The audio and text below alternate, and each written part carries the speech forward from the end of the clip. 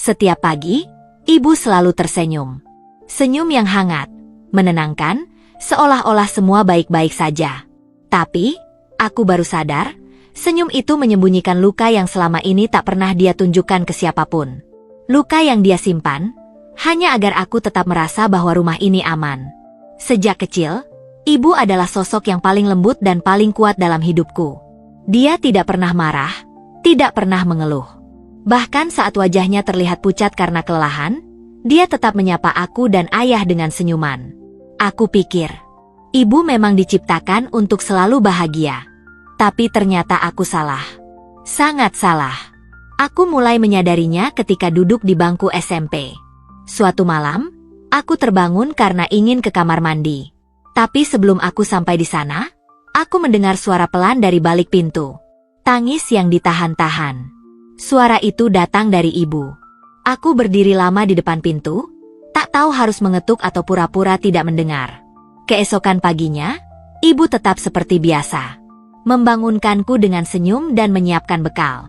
Saat kutanya apakah dia sempat menangis semalam, ibu hanya tertawa kecil. Mataku kemasukan sabun, katanya ringan. Saat itu aku percaya. Karena aku masih terlalu kecil untuk menebak luka yang tersembunyi di balik senyuman. Tapi semakin aku tumbuh, semakin sering aku menangkap momen-momen aneh. Tatapan kosong ibu saat sendirian di dapur. Caranya diam saat ayah berbicara dengan nada tinggi.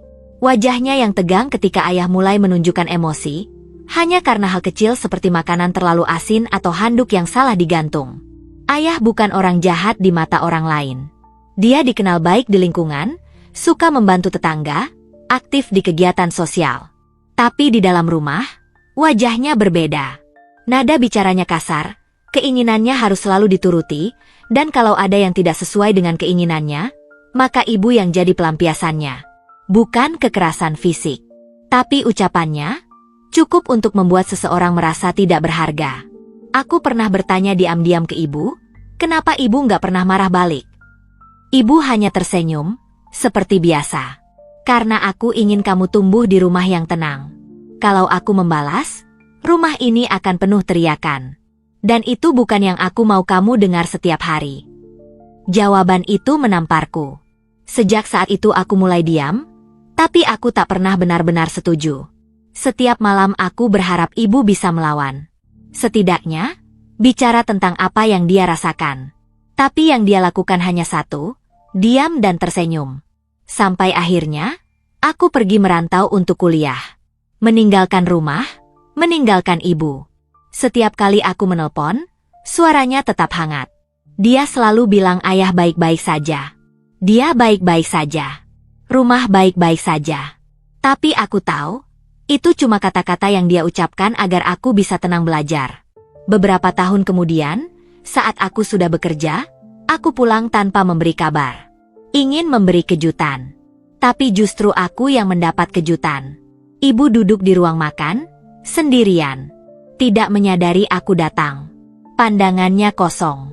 Tangannya memegang gelas teh yang sudah dingin. Saat aku menyapanya, dia tersenyum. Tapi kali ini senyumnya berbeda, senyum yang nyaris hancur. Ayah kemana? Tanyaku. Dia menatapku beberapa detik. Lalu berkata pelan, dia pergi. Udah beberapa bulan gak pulang.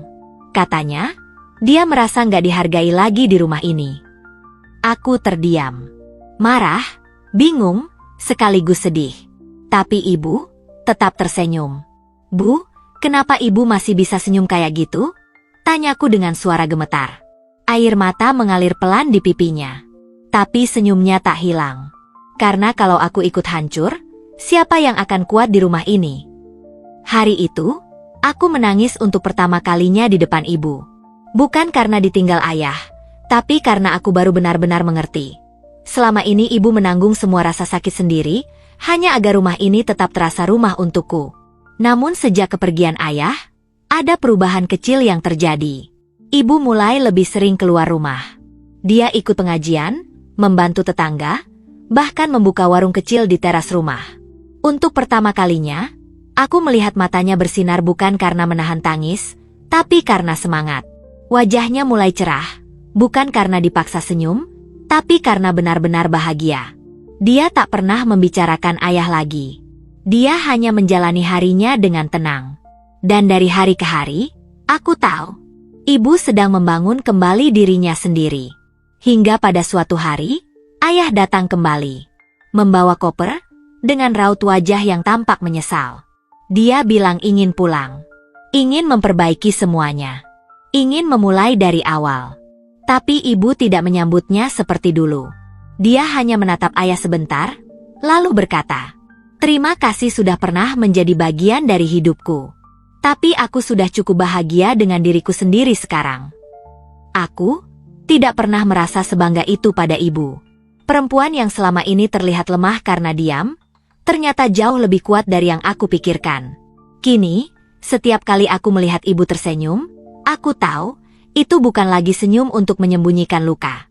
Tapi senyum karena dia sudah berdamai dengan masa lalunya. Karena akhirnya, dia bisa bernapas lega. Dan sejak hari itu, aku bersumpah, tidak akan pernah membiarkan seseorang sebaik dan sekuat ibu, kembali tersenyum hanya untuk menutupi luka. Kalau kamu masih sering melihat ibumu tersenyum, coba luangkan waktu sebentar. Tatap matanya. Tanyakan kabarnya. Karena bisa jadi, di balik senyuman itu, ada kisah yang tak pernah dia berani ceritakan. Dan mungkin, dia cuma butuh kamu bilang, "Bu, aku di sini. Aku sayang ibu."